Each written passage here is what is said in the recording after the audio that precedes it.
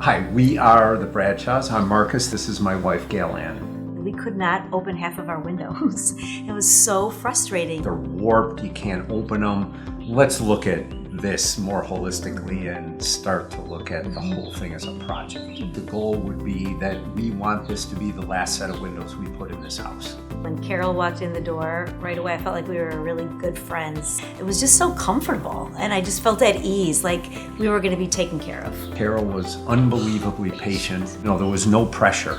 I thought the installation process went really, really well. They always showed up on time, they stayed on schedule, and they really took care of our home. They were prompt, they were efficient, they were always communicating with us. We laughed a lot, we talked a lot. It was almost like they were family for the 2 weeks that they were here.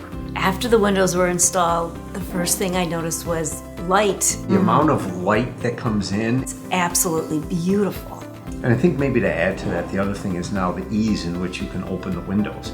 That was the whole juxta of the problem, was that you couldn't open the windows. Now they're allowed easily, it's easy to open them. So that was the second thing after the light, was the ease in which it works now.